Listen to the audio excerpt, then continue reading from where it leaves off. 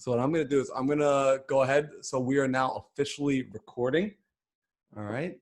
Awesome. And so we're going to get started. So Let's do it.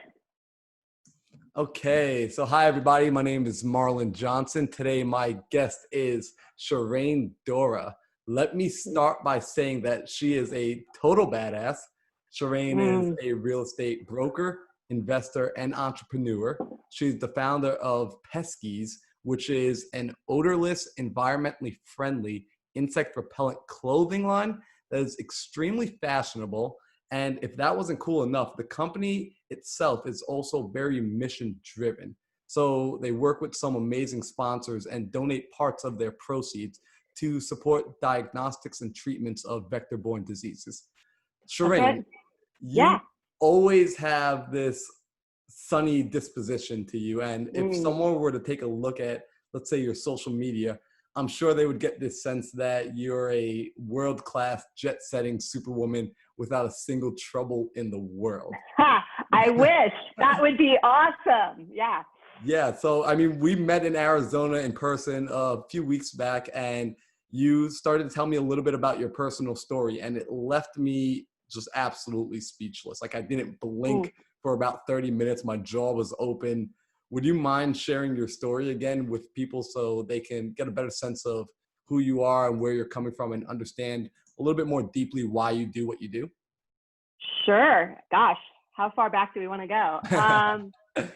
Let's see. Well, yeah, so I guess the best way to say it is that, things started pretty good for me. I got married. My husband and I started a real estate investment company. I simultaneously started a real estate broker business, and things were just awesome. And I think that we thought we worked extremely hard, and we had a lot of early successes, and life just kind of was clicking along. And then, of course, we hit the 08-09 housing crisis, and that was super, super catastrophic. During that period of time, I'm in Phoenix, Arizona. We are at Ground Central. We suddenly saw, it was like the Great Depression out here. You would drive down streets and it would literally be like an alien ship abducted people, and there was like one house with people in it and everything else was boarded up. It was just nuts. And I suddenly saw my successes turn into please don't let me be homeless. And we worked 24/7 for 3 years straight, securing our stuff, trying to save what we had. And then I also, during the day, was in my office with grown men sobbing. They were losing everything, trying to figure out how to help them through that. It was an extremely stressful period of time. We just grinded it out for literally 3 years. There was lawsuits and audits, and we didn't do anything wrong, but everything just came down so hard and so fast. It was just a massive implosion. The IRS couldn't believe we were losing so much money. The partners, it was just a disaster. So we came out of that and we fought through it and kind of got back to somewhat level. And during that time, I was having a lot of headaches. My muscles hurt. Well, of course, right? Like when you're living at a constant level of stress for years on end, it's to be expected. Your body starts breaking down. But it was very, very weird. I was like, you know what? I can't remember my friend's name. On top of migraines and on top of things, and I'm having a hard time just even walking. Like, what's going on? And so I started this tour in 2011, doctor to doctor to doctor, and during that time, I was progressively getting worse. By the time I finally got a diagnosis, I was completely incapacitated. I was bedridden. I was barely driving. I had over 50 symptoms, mystery symptoms, and I even had a brain tumor. And so I had about 6 months left to live. My husband and I sat down. I made my will out. I really didn't know if I was going to make it. I am a fighter, but I just, massive medical institution we just couldn't figure it out. So I finally got a diagnosis, and I figured out that I had chronic Lyme disease. This was in 2013.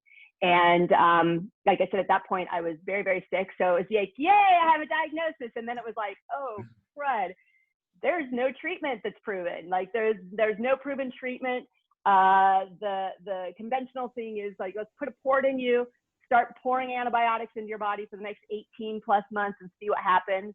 The relapse rate was over 97% after you do all that. And I just said, there's got to be a better way. So I literally started teaching myself everything I could about rebuilding my health, every alternative and, some conventional, but a lot of non-traditional treatments. And I started the long process of healing myself from Lyme disease. And it took me about 4 or 5 years. I mean, there were ups and downs where I literally did it. So I spent the better part of 6 years in bed fighting for my life.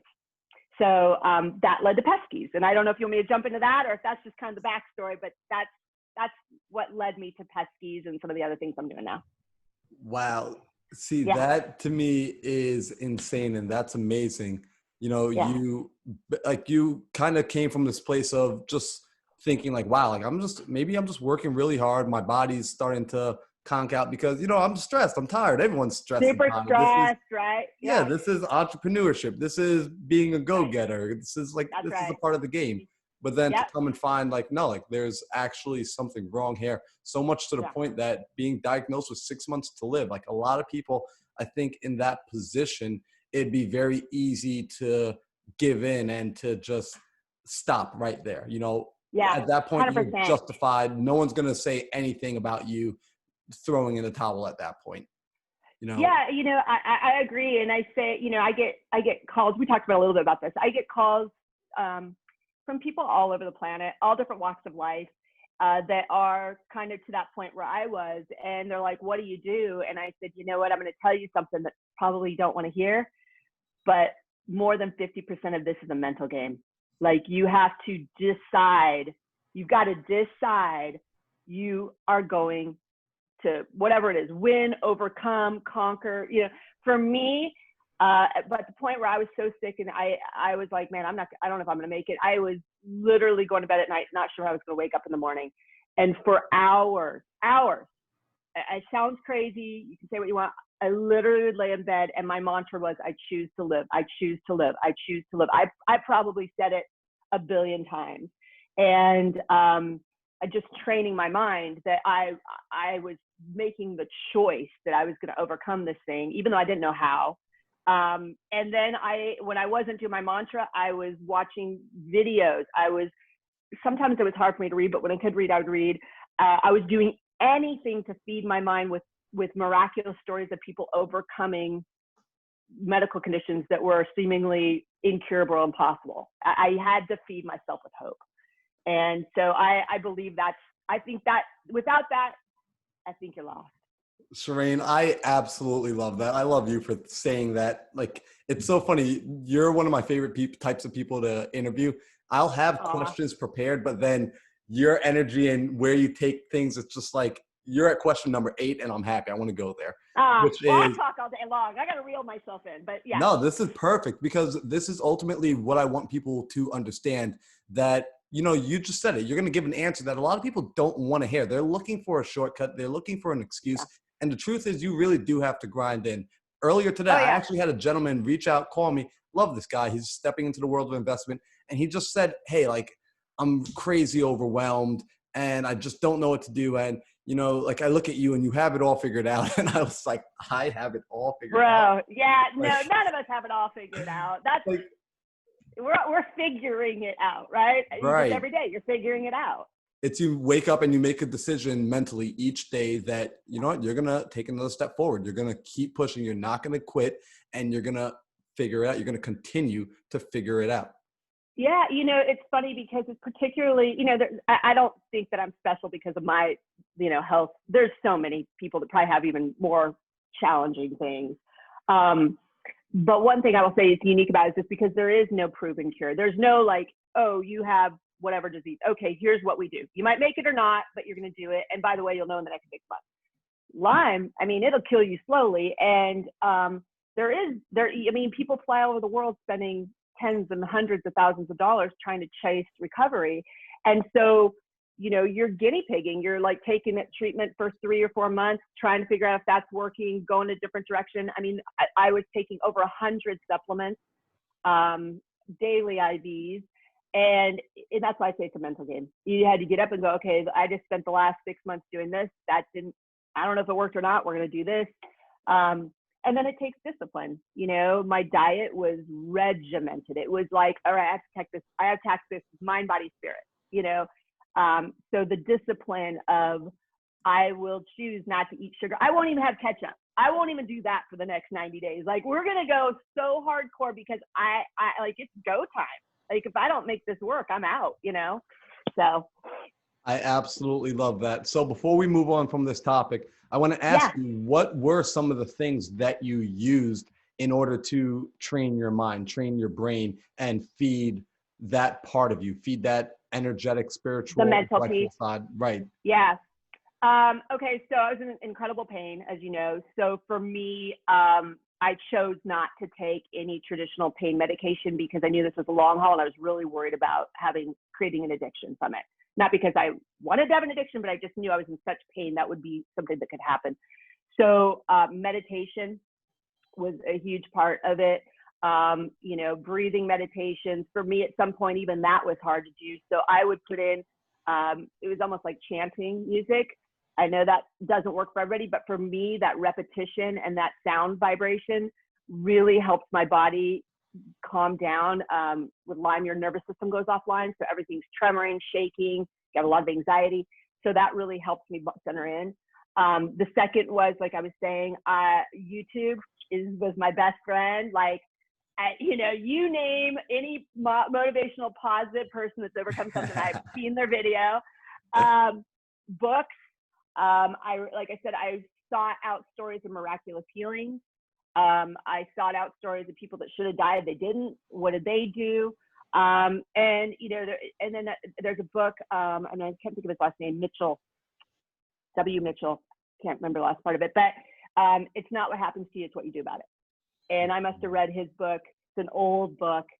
He was interviewed by Tony Robbins 100 years ago, but he has an incredible story of first being in a terrible motorcycle accident, being burnt head to toe, going on doing great things, then learning to fly, crashing that, being paralyzed. So he was one of my heroes. So I found heroes, and I just told them, you know what, we're all human. If they can do it, I can do it, right? We're all, you and I are the same DNA, whatever we can choose to do. And so it was literally cutting out all negativity and all noise, no more news, no more negative friends. It was just feed myself with anything because my life was on the line, you know? And it was hard and it was depressing and I did cry and I got depressed and I, you know, it wasn't like every day was sunshine. I had some very dark nights of the soul, very, very dark nights of the soul. Absolutely. So, you know, you just said something. You said you cut out the news, and you're someone that you work in real estate. So you're constantly investing, you're picking up properties, you are a broker. So you're also selling and buying homes for your clients. And you also are an entrepreneur with a business. So cutting out the news, was that something that affected your business or? No. Well, you got to remember two things. One is that during the worst of it, I wasn't able to do any of that. You know, I literally called my partner with the real estate side and said, pack my stuff. I don't think I'm coming back. So I checked out. My job literally was to get up in the morning and figure out treatment and get myself to treatment. I mean, at the time when I was so sick, it took monumental power for me to take a shower.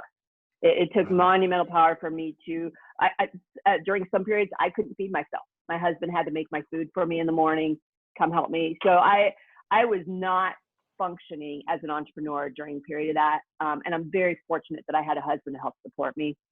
If I would not have, I would have been living with friends or family. So, you know, that was the ugly period. And, but even as I did come out of that, I did have a real estate portfolio. I ended up selling off. At one point I had 40 some homes. We were self-managing those. My husband had to take over a lot of that. But as I kind of crept back into that, was working in my pajamas. You know what? No, I might do a quick sweep of, you know, Google News headlines. And that was it.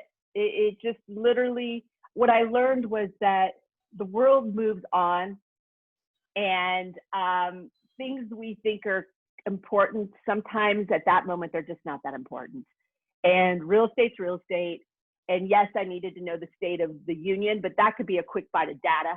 You know, at the time when I started selling things off, you can get that information in 5 minutes. And they're not polarized. It's not happy or negative. It's just facts.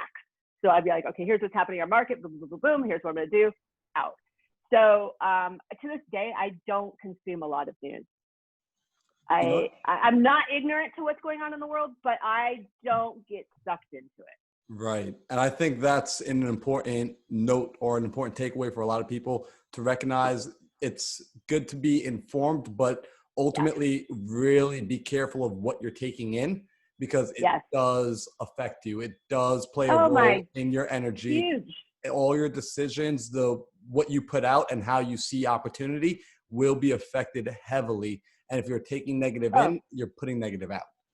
100%. And we can go down a massive rabbit hole, even social media, right? What can appear to be positive and connection, which for me, I didn't go to lunch or dinner with friends for years. I became very socially isolated. And so you would think social media is a good thing, and it can be, but it can also just breed insecurity, FOMO, the world's moving on, I'm not. So even that, you got to be careful with. So yeah, positive in. Absolutely. So, speaking about social media, when I do look at your social media, if I look at your Facebook or your Instagram, it is very well put together, I must say. Actually, I do genuinely enjoy going there. It's super aesthetic. Your vibes are always really good and really positive. I love seeing the hiking. I love seeing the pictures of the homes. It starts to spark my imagination to think a certain way. With that being said, though, I get that sense that Sharane's life is perfect. Like there's never a bad day. Everything works out in her favor. What's the part of your life that social media doesn't capture? What part don't people see that's behind the picture? It's super interesting you say that. So I try to, listen, do I wake up every day, sunshine and rainbows? No. And the reality is, if anything, there's a lot of depression that runs in my family. I am not a person who naturally wakes up loving life. I've trained myself to be that, and I want to put out good to the world. So I am very cognizant of my messaging, that I don't vent on social media. I don't barf on everybody on social media. I go through my process, and then when I have something good to say about it, then that's what I'm going to say about it. With everything going on in the world, politically and everything else, when Floyd, the whole situation happened, I did make a statement because I think it's important to make a stand. But for the most part, I try to put out something good. When I was very, very sick, I felt like it went on forever, and I felt like people were tired of the story. So I would be honest about it because I wanted to be real, but I wasn't every day on there, doing it.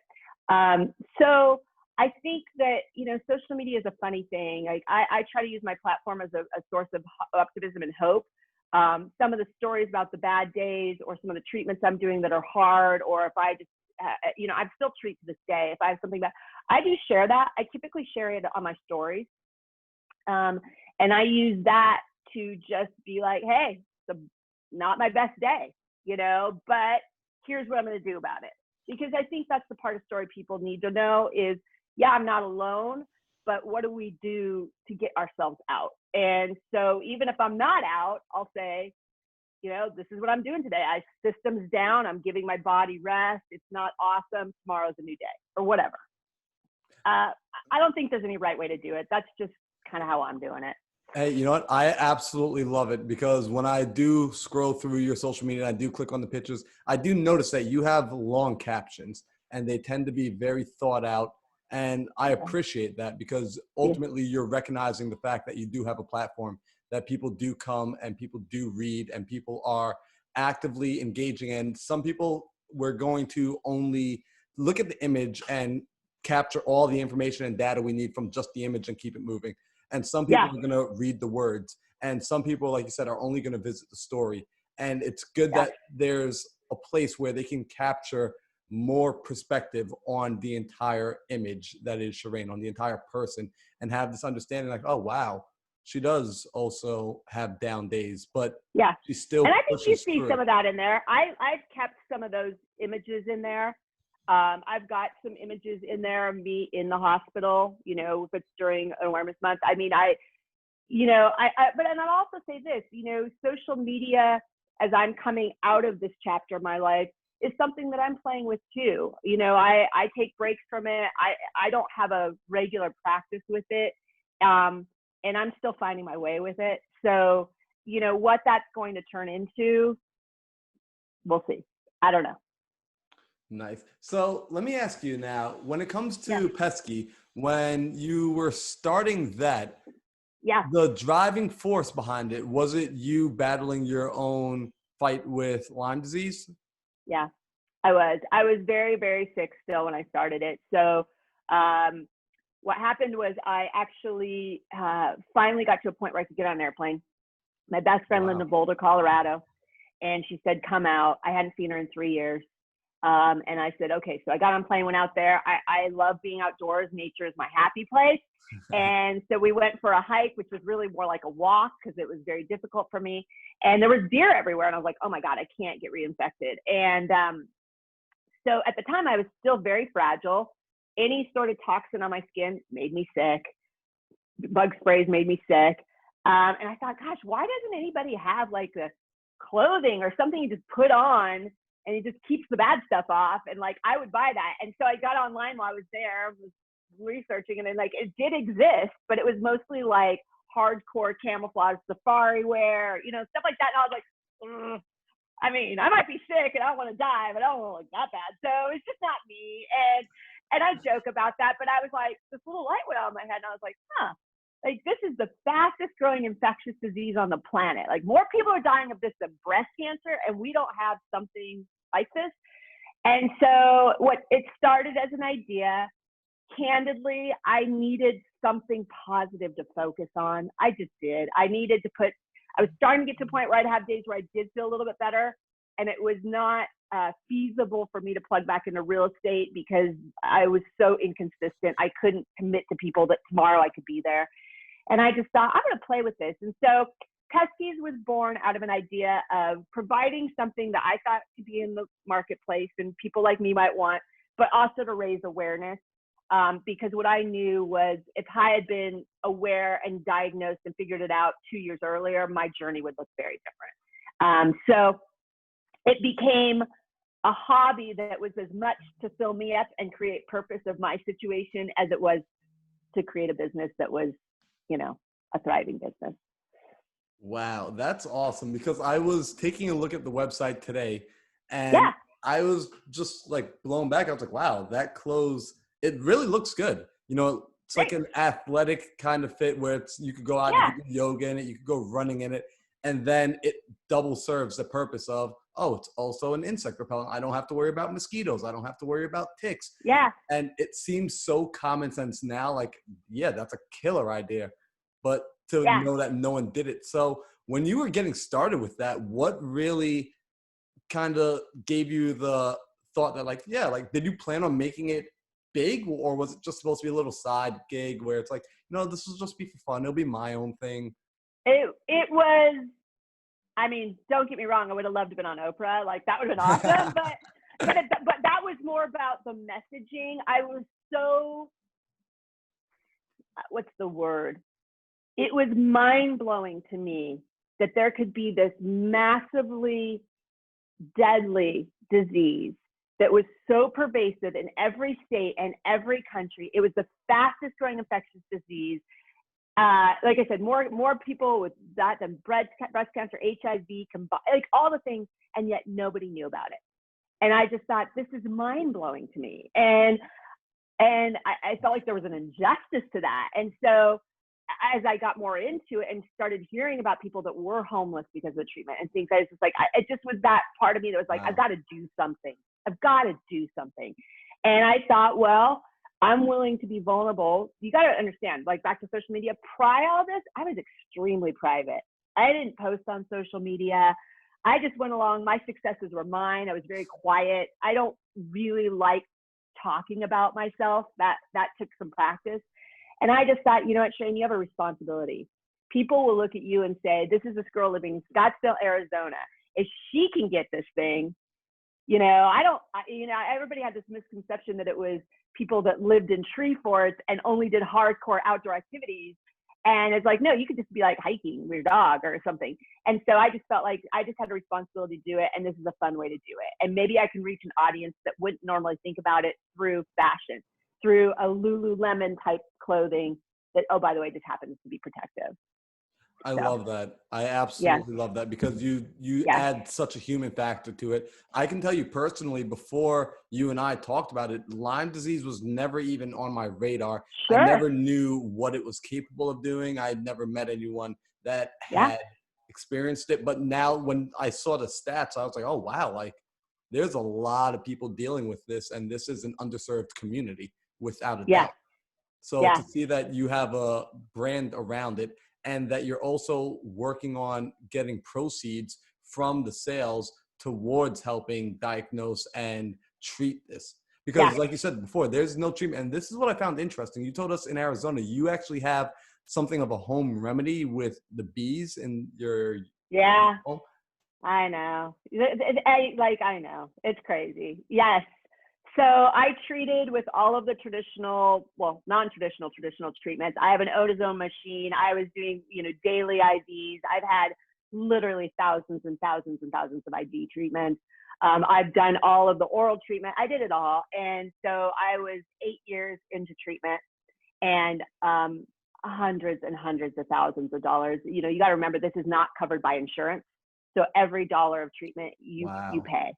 And so, thankfully, again, I'm married, have a spouse, had some real estate, ended up selling some of that real estate. I mean, I was set up in a way that we were like, well, what good is money if you're dead, right? So let's spend it.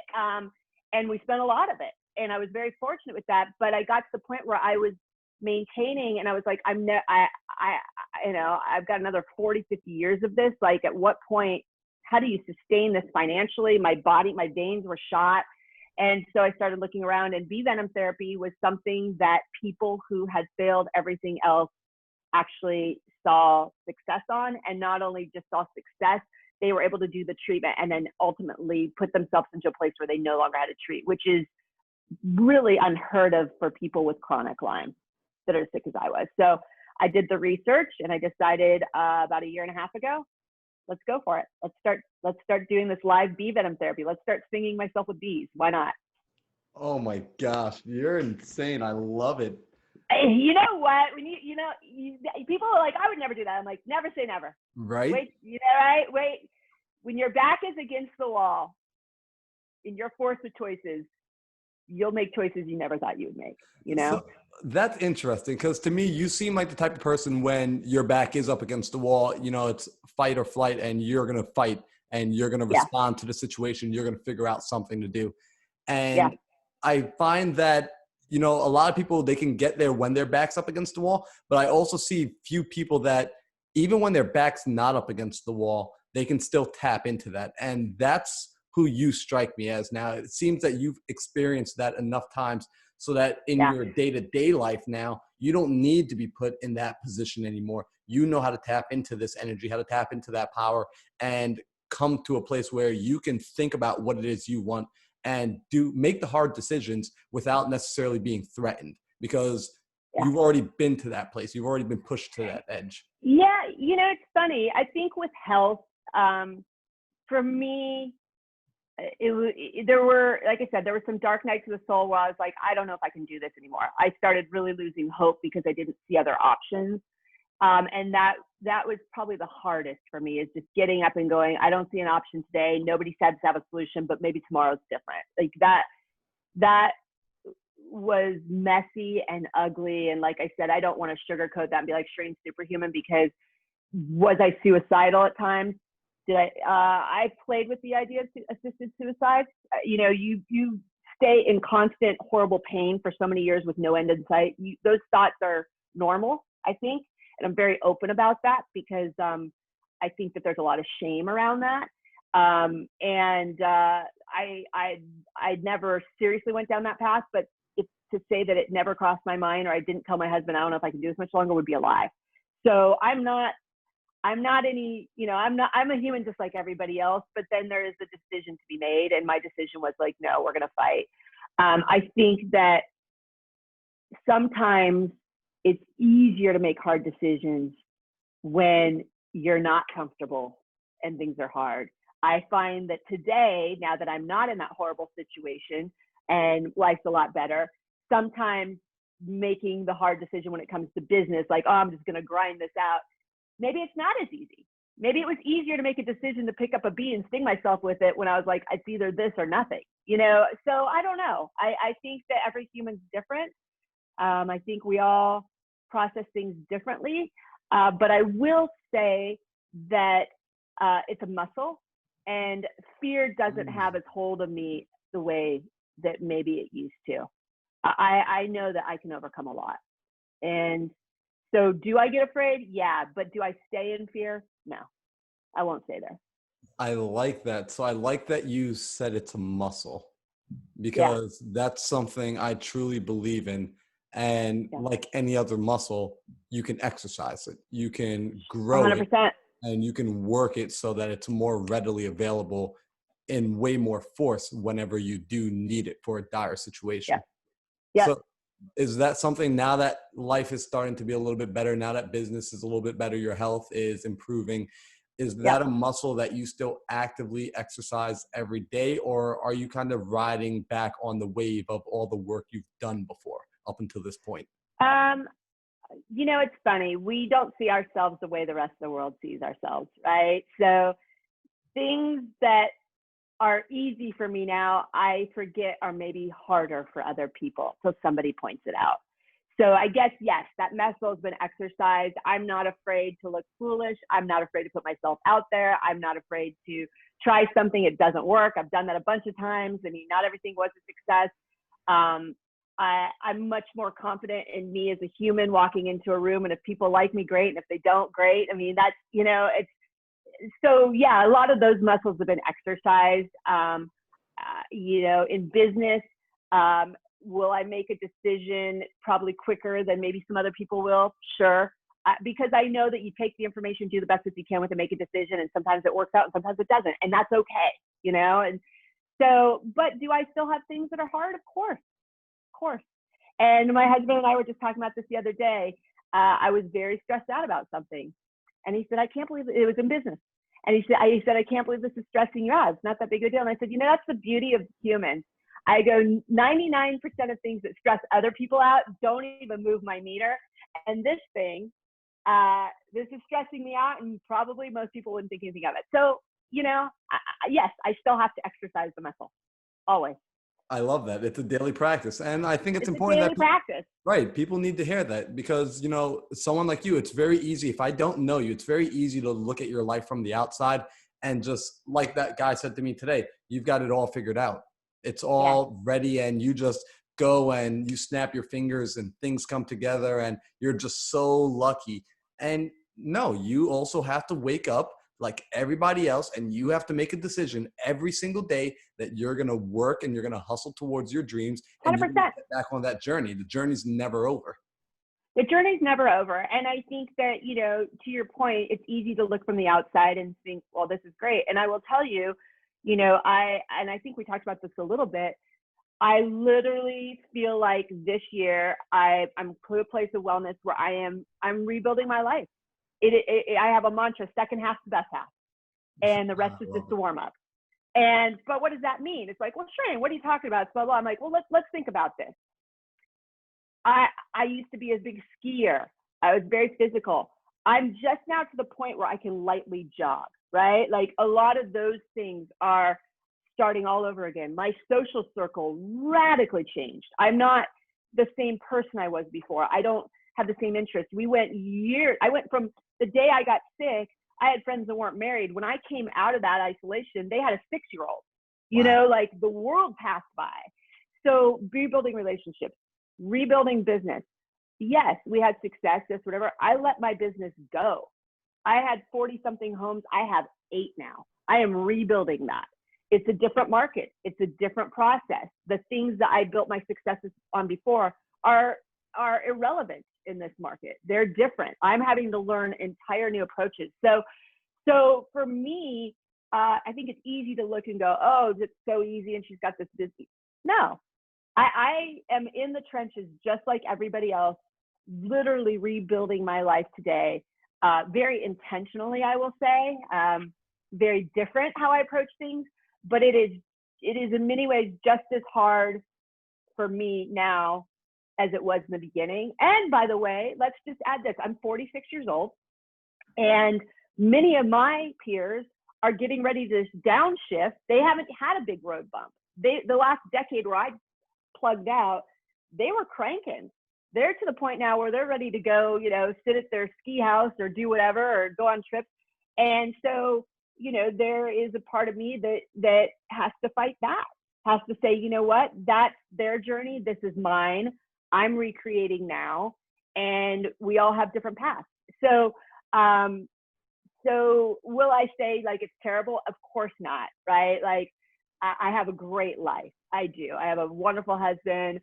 We're financially secure. I have a roof over my head. I don't have to worry about a lot of things people do. So I don't want to in any way say that. But to have the idea that like, oh, it's just dead and you're just cranking. No, like there's real hard work going on behind the scenes. So.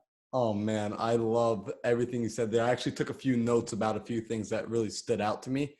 Yeah. And, one of the things that you kind of hit on is the fact that your old success doesn't have anything to do with the current success, like that you're building, that you're working for, that everything that you did in the past, yeah, it was great. It gave you confidence. It gave you experience. But ultimately, the world keeps on changing. So you find yourself in a new world. Every day we wake up in a new world, and you're back at square one. You're in the same position. 100%. What's happening in the world? Everybody's starting in the same spot today. Everybody, no matter. That's right. Everybody's starting in the same spot, and I think that's important to acknowledge. My success as a real estate investor was based on a strategy and an opportunity in the market that does not currently exist. I won't go into that. We're not on a real estate investing platform right now, but the way that I built that success before, it literally does not exist in today's market. It's out, and so I look at that and go, okay, well then I've got to retool and find a new way, which is how we met each other, right? We're learning some different skills. So, yeah, you have to be constantly changing. And I think the other thing that, especially in the real estate space, I know some, and I'm sure you do too, some extremely successful real estate people, ones that you see on magazine covers and have books and things like that.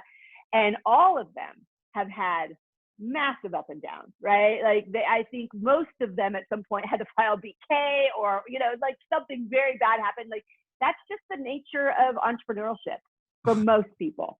For most people, we only see the stories of the ones that just go like this, and that's a lie.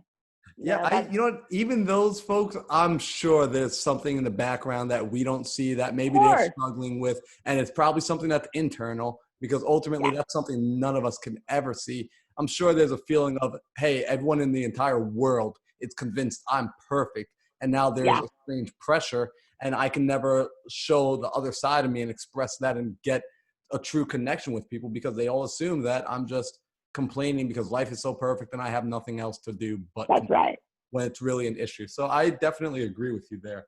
And by the way, you said you were 46, and I thought you were way younger than that. That's awesome. Your energy, like everything about you is just so youthful. So I'm so that's cool. Yeah, no, the 50's coming, baby. So yeah, that's what drives me now is yes, I want to build a really great real estate portfolio and, another side business at that. Yes, I want Peskys, whatever way that goes, to make its mark in the world. But what I'm really passionate about is helping people understand, no matter where you are, what's going on, you can create an incredible life. And I think that it's very relevant for midlifers too. I think sometimes divorce, a business failure, an illness, whatever happens, and it just feels like, oh my God, I was rocking and rolling in my 30s. Like it was amazing. And then this happens.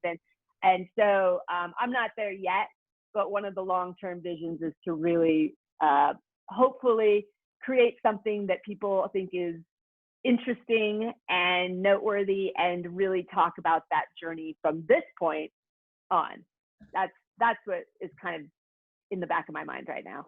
I'm so happy to hear you say that. And I'm so happy to hear you say from this point on, because I started saying this when we were out in Arizona. I was talking to, I forget her name now. It's going to bother me until it comes back into my mind. But we were having a discussion that it's important to start openly talking about what you're doing and putting it out there into the space. And she was a little worried because she's a newbie, and hey, I'm a newbie. I don't want people to feel like Brooke. Thank you. Yeah. So Yeah. Brooke was saying that, I don't have the authority to come and speak on this. But we were explaining, like, you have to start somewhere, because ultimately people need to see the entirety of the journey. If you wait until you just have the final finished product, what's going to happen is you're going to lose so many of the people that you could have helped, because now you're too far ahead for them to relate to you, and they can't 100%. come to the thought and the idea anymore. And they don't recognize that you started where they currently are, so they don't see how it connects, because you didn't want to show them this part. So that's why even like right now, we're not in a crazy fancy studio, but we're showing people that you don't need to be there yet in order to begin. You just need to begin.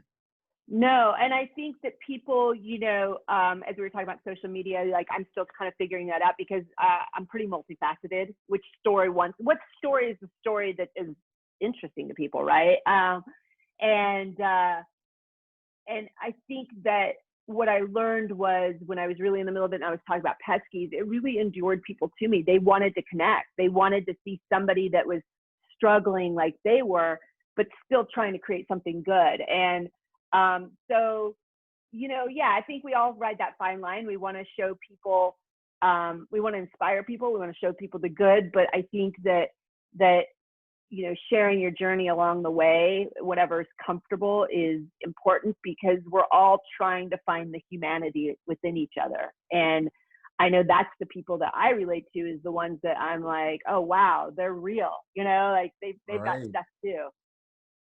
Balancing that and not being negative, right? Like that's the tricky. Right. And it's so important. And it's funny because, we'll tell people, don't compare yourself to others. And to an extent, I agree.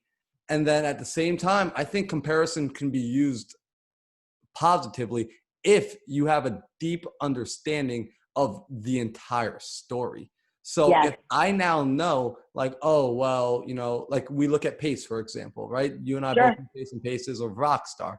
And it's like, wow, look at all the stuff Pace has. He controls X amount of properties. He has his hand in several different businesses that are all doing successful. He's traveling the world, and he's a YouTube sensation, and this, that, and the third. And it would be easy to say, like, oh, I'm not like that. Why am I not like that? Well, if I look at Pace's full story, okay, well, the guy wakes up at 4 a.m. every single day. He has like stomach problems and stomach issues all day long. He is literally addicted to working, and he can't turn it off even if he tried. Yeah, and that's right. His social life has to suffer just a little bit, or he has to find somebody that's willing to put up with the fact that he's going to be away working all day long. And when he comes home, work is going to continue. And in his off time, the phone's going to ring, and he's going to feel that he has to pick it up and go to pick it up, and he's going to struggle with it. And that's the side of the story that a lot of people won't compare themselves to, and say, oh, well, you only want his good, but you don't want to take any of the bad. That's not a true comparison. So you're only hurting yourself. You're building. There's a price to pay, right? Everything comes at a cost. Everything comes at a cost. And what is it? What's your personal cost benefit analysis that you're willing to go through and figure it out? And that's something that's very up for me. I know I have to sleep 9 hours. Have to. If I don't, I start getting tremors. I start getting, like all the symptoms come back. So it's like, okay. And I also decided, one of the things that happened to me that I'm very grateful for is, during part of all this, is I got called by the brain imaging people before I knew I had a brain tumor. And I had gone in for full tests, and they're like, hey, it was on Friday afternoon. They're like, can you get in here immediately? And I was like, that's never a good call to get. You're like, I said, yeah, but you have to tell me why, because I couldn't drive at that point. I had to call somebody to drive me. And I said, yeah, I can get somebody here. My mother. Ugh. And I said, my husband was away and my mom was in town. I said, I'll call my mother to drive me there, but you have to tell me why. And they said, well, we can't. I said, well, listen. And so they broke all the HIPAA laws and they said, yeah, we've got a mass on your brain and we don't know what's happening and we want you here right now. So my mom came, she drove with me. I stayed in that MRI for over 6 hours. Wow. Lights are down, janitors are there. They had 2 doctors on the phone. They took me to a place right next to a hospital because they thought that I was maybe having a stroke. They could see a mass and they didn't know if it was a clot or a tumor. So I'm laying in this thing for hours while they're deciding whether or not to rush me into emergency surgery. Finally, I had the nurse tech with me. I said, you have to tell me what's happening. Because they're not supposed to, right? And she said, I'm like, tears in my eyes, like, you have to tell me. She said, well, here's what's going on. We're trying to figure out what's going on. You know, I laid in that thing and I thought about my life. I acknowledged that all these medical tests and things I've been doing came from the fruits of my labor and that I had the resources, the cash to be able to go get medical care. That's real, right? That is just real. Money takes care of problems. But I also thought about, thank God I went heli skiing that year when everybody else decided to work, because I might not ever do that again. And thank God I went through my whole thing. Like, all my relationships with my family are okay. There's no unresolved. I thought I might die. I was like, I might be going into a thing and dying right now. And you start going through this like life review. I'll tell you what, when you've gone through that and you come out, how you choose to spend your time and who you're going to spend it with and how much you're going to work and how you're going to work becomes very different. And I think there's no right answer to that. What PACE is doing for PACE is perfect for PACE. That probably wouldn't work for me, but it's not because it's right or wrong. It's just because I have different ideas about how I want to spend my time. And I think that it does come down, will I make as much money as PACE? Of course not, because I'm not willing. Well, I can't get up at 4 a.m. and work the extra 6 hours. And, you know, there's just different choices to be made along the way, and everybody has to make their own choices for them. But I think we all have to know that, you know, your results and what you get is a direct result of where you put your attention and your intention. So choose wisely, right? You just made my entire heart throb. Because that just like, I seriously, like, I just got like this whole feeling. And it's the fact that you found yourself in the worst of it, right? And in that moment, yes, you're actively, rationally thinking about, okay, like, how are we going to get through this? How, like, what's going on? Why is this happening? But then in that same moment, you flip the switch and then you start to find things you're grateful for, reasons to be happy and to be thankful. And that right there, that's the test. That's when you get to see if everything you've done is paying off. That's where the real battles are. It's in the moments. It's, when things are going good, everyone can be happy. Everyone can be thankful when things are great. But what about when things are absolutely awful, nothing's working out, everything's against you? How do you show up then? Who are you in that moment? Because that's the true sign of your character. That's the true test, and that should be taken. Those are the moments we really should reflect on. It's, who was I when everything went wrong, and what could I do to be better? And you find things that you're not proud of, right? And that's when you say, okay, you know what, next time around, hopefully there is one, there's some things I'm going to change. But you're right, there's always something to be grateful for. And it got very clear to me. You know, I'm fortunate. We don't get to choose our family. I got very fortunate in that department, but I was very grateful for my relationship with my family. I was really grateful that I didn't have any unresolved issues. You know, I was glad that the things that needed to be said were said. And that was one of the biggest things. And when I came out of that, I was like, you know what, I will continue. If I make it through this, family will be a priority for me. That's just me. May not be somebody else's, but for me, that was like super, super important. You know, and now health is massively important to me. How I choose, you know, I probably like to adult beverages a little bit more before, and I still like one now and then, but like, you know, choosing how I spend time with that is very different. Choosing what I want to do in my spare time is very different, because I realize we only have so much time. So, you know, we get to choose. That's true. And, you know, something that I think a lot of people don't do often, which is because it's scary, is contemplate their own death. Think about 100%. what your funeral will look like, Mm. what that grave, that tombstone is going to be like, what the day when you leave this earth, as you're getting ready to check out, what is that day going to look like as you're laying there on your deathbed in your final hours? What are you going to be thinking about? What are you going to be wishing that you did differently? And then remind yourself that, great, you are far from that day. You're here Oh today. yeah. What can we do about it now? How can we don't need to wait till we get there to reflect on it. We can reflect on it today and change our future right now. We could change the entire trajectory of our That's life. right. We have so much choice. There's so many things we don't get to choose, right? We don't get to choose where we grew up, what happened to us, what the start was, the life things that happened to us, family members we lose, illnesses, financial situation, all that. Some of that we just don't get to choose. Just shit happens, right? Like life happens. Everybody gets their stuff. That's just it. But we get to choose what the story we tell about it, and we get to choose about what we're going to do about it. And we get to choose, like you said, when I'm old, will I look back? And for me, my big thing is I don't want to have regrets. I want to live with no regrets. I can push through a lot of fear just by reminding myself I don't want to have any regrets. So, you'd ask me about, like, do you ever get fearful? And of course, but the thing that helps me overcome the fear is I kind of do exactly what you said. I flash forward and I go, I don't want to have regrets. I can live with things not working out if I said I gave it everything.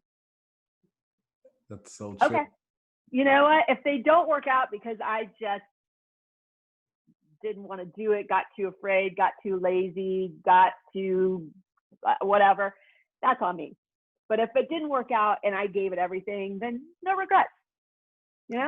You have the perfect mentality for parkour. I should let you know. Like, yeah, absolutely. That's what it comes down to. That's one of my favorite things about the sport, and that's what we teach as a philosophy with the kids. The movement's great, but ultimately it's a vehicle to get you to that point that, hey, trust yourself, make the decision, move forward with 100% confidence. And if things go good, great. If things go wrong, all right, like, you ultimately won't have anything to regret because you fully committed and you moved forward and you did the right things. You progressed to it. You took the step, you took the leap of faith, and that's what it's all about. I think, I don't have children, but if I did, that would be probably my number one, have integrity, treat people well, all those good things. But in terms of personal discipline, it's okay if it doesn't work out. It's not okay if you didn't try. Right. Like you just got to try. Just go for it. And by the way, a lot of it's not going to work out. Like, expect that. It's okay. To not be afraid of things not being perfect. It's all right. I have two final questions for you because I do want to respect your time and not hold you here all day. Yeah. Because I could talk about this forever. I truly do. I know, it's my favorite kind of stuff conversations. Too. So question one is, how important to you is your network? When you're building a network, is that something that you allow just any and everybody in? Are you strategic? Do you just go out there and just say, well, whoever I meet is who I meet?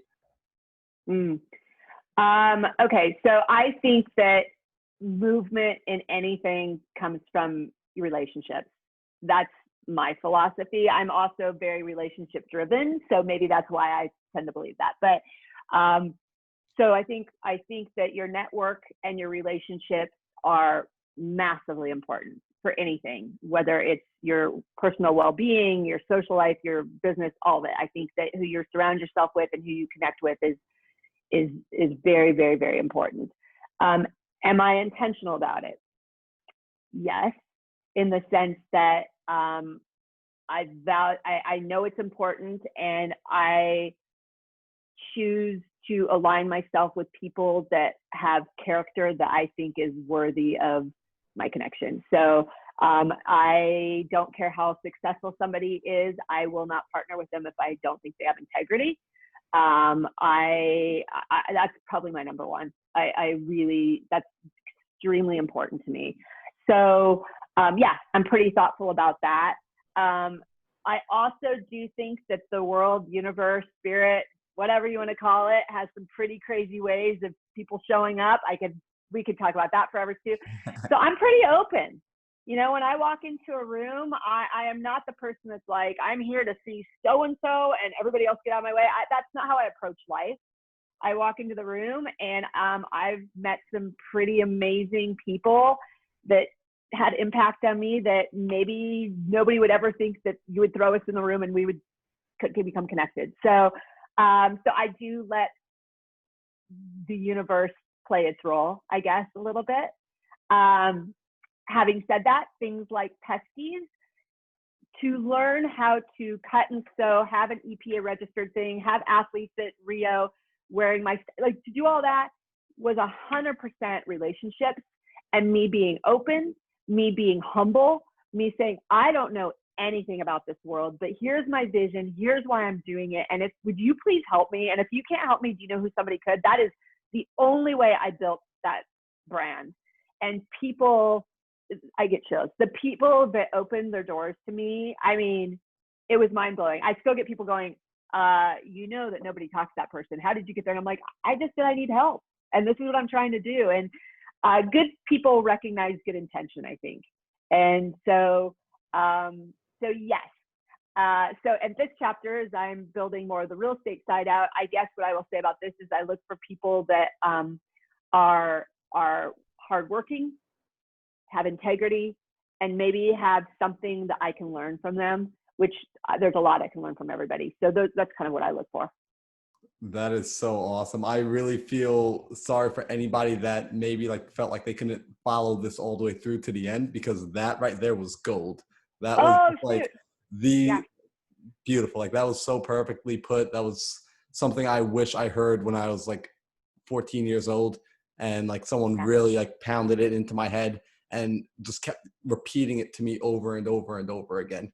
Building relationships. These are the things we learn. So hey, you know what? These are what you learn through life, right? I'm with you. I wish all of these things somebody would have sat me down when I was 10, 12 years old and taught me. But what you do, you learn along the way. And that's why we're doing this right now. This is literally you're living in the middle of my dream currently. I'm just trying to be the person that I didn't have. I'm trying to be that resource that I didn't have in my own life and put it out there for someone else. So I love that. That's good. Thank you. So question number 2, and this one I really like. Okay. If for some reason all of your memories were wiped away, I'm talking everything, you just had amnesia, you woke up tomorrow, you didn't know who you were, you didn't remember any of your friends, you still had the vibes, people still knew you and they knew the good you did, but you just didn't remember anything you know about business, you lost all the technical knowledge that you built for everything. But you can keep one piece of wisdom, one piece of knowledge that you would retain as truth, that you wouldn't question. You would just know for certain that this is true. You don't know why it's true, but you would run with it. And that's all you had to rebuild. What would that piece of information, what would that piece of knowledge be? Wow, that's I have never heard that question before. That's a good one. You should write a book around that. You know what would be so cool is if you interviewed all your favorite people and just put a book together just around that one question. Oh, Wouldn't that be awesome? I would buy that book, by the way. And I would give that book away as a gift too. That would be an amazing graduation gift, wedding. I think you guys. That's a good idea. Okay, sorry. No, I like that. I digress, but I love this question. Okay, so one thing. I hate this sounds so cliche, but I think this is it. I truly believe, okay, disclaimers. Yeah, okay, I'm not going to be an NFL player, there's certain physical restrictions that things aren't happening, but I would say it would be 2 pieces. I'm going to do a 2-part. One is anything's possible. Absolutely. Anything is possible. I don't care where you come from. I don't care what your education was. I don't care what happened to you. I don't care. Anything is possible because it's back to that. If you can figure out what you want, figure out who to talk to, how to get to the right person, and work hard and just get there. It may take you 30 years, but anything is possible. That's my number one. I believe that wholeheartedly. The number two, and this is something that I wish I would have known earlier, is it kind of goes with that, is it's so important to be true to you, to do what makes you happy, to do it your way, to not try to learn the stuff that you suck at really bad just because you think, but I'm not explaining this very well.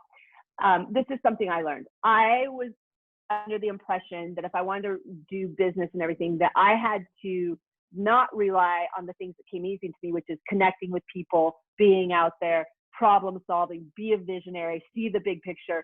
I thought that I had to learn all the things that I'm not good at, really good at computers, start cranking away at detailed nitty-gritty stuff. And so I spent a lot of my life compensating for what didn't come naturally.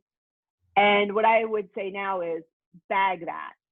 Stay in your lane, double down on your strengths, double down on what brings you joy, do the things that are easy and fun for you and are hard for other people, because that's your gift. That's who you are. That's what you were put on planet Earth to be, and just run with it. So I think it would be the marriage of those two. Anything's possible, but play to your strengths, put them together and go. I love your answers. I seriously, like, personally, I think I needed to hear your answers. So thank you so much for that. Well, it's a constant lesson for me. I think that and that's probably my upbringing it has to be hard, like, who cares if you're good at connecting with people and building relationships and problem solving? Like, that's nice and all, but can you do the X, Y, and Z that you go to school for that's really tactical? And so that is as you were talking about, like in our daily, that's me still reminding myself, like, the things that are easy for me are not easy for everybody. Right. They're just not. I actually had to have a friend look at me and go, Sharane, these things that are so, walking into a room and talking to a group of strangers, 99% of humanity is terrified by that. I'm like, really? I love that. Can I do that all day and get paid to do that? Like, I just didn't realize the things that were my strengths were truly unique gifts. I just thought they were easy for everyone. And that's not true. Whatever. It's so true, because that's something that I've been struggling with as well, where in my mind, it's like, oh, this can't possibly be considered work. This is the stuff I want to do. This is fun. This is easy. I'll do this all day long. Yeah. I feel like I'm blowing off work to go do things like this. And, I'll share this with you. And I'm sure, I don't know if you've had this conversation with Pace, but I had this conversation with him where he was telling me that he ultimately had more respect from his wife when he was working as a general contractor, because he was waking up every morning, going out, busting his butt, doing the hard work he didn't want to do, versus now where he's doing the work he enjoys doing, making way more money. She says, but you're not really working that hard. You're just out. Right. I've never heard him say that, but I believe it. Right. I believe it. And Pace and I had a conversation about that too. He was like, Sharane, you ever thought you should just be out doing X? And I'm like, I do, but I still struggle with that. Like, does that really work? It is work. It is. Work doesn't work. It kind of goes back to our thing. You work hard, but work in your lane that gives you energy, brings you joy. Like, there's always going to be stuff, of course. Like, I've got 3 fires to figure out today. Like, there's stuff, of course. But if you can spend your bulk of your time in your lane, gosh, what if the whole planet did that? Wouldn't that be cool? It would be a different world, a vastly different world. And I think we would really start expanding into this infinite universe we have a lot faster. We're living in the middle of infinity, and we're in the tiniest corner of it. Yeah. I think, we could go off on a whole tangent on that. I think that there's just a paradigm shift with that. I talk to my younger nieces and I always tell them, like, yeah, but what makes you happy? Like, when they're thinking about, what am I going to go to college for? What am I going to do? I'm like, yeah, but what makes you happy? Yeah, but you can't be happy doing this. I'm like, well, yeah, you can. You can build a business around that. Like, look at all these entrepreneurs. I mean, go on Instagram, for God's sake. People are building incredible lives doing all kinds of crazy things that just make them happy. It's true. So, So so thank you so much for sharing. Thank you for coming on today. This was yeah. insanely valuable for me. I'm sure it's going to be insanely Okay. valuable for the people that tune in and listen. And Awesome. let me ask you, where can people find you on social media if they want to Sure. follow along with your journey and get to know more about you? Yeah. So it's my first name, last name, Sharane Dorrah, SHARANE DORRAH. Sharane Dorrah. Instagram, Facebook. No YouTube yet, but I'm thinking about that. So that's the best place. All right. And for Pesky, where you know what, I'll just actually put a Yeah. link in the bottom for people to go and Yeah. check that out. Yeah. And guys, like seriously, the clothes look amazing. It Thank is you. absolutely insane. Like for the ladies going out, like it's perfect. Honestly, it's a perfect gift for people. If they do Yeah. go outside and they really Yeah. enjoy being outdoors and hiking, it is just perfect. Yeah. Thank you. I appreciate that. Thank you so much for having me. You want to know what I would love to do all day is talk to people like you. It gives me such joy. Like I feel like I could go run a marathon now. It pumps me up. So I, thank you for having me. I'm so energized and I appreciate you so much. Thanks, my friend.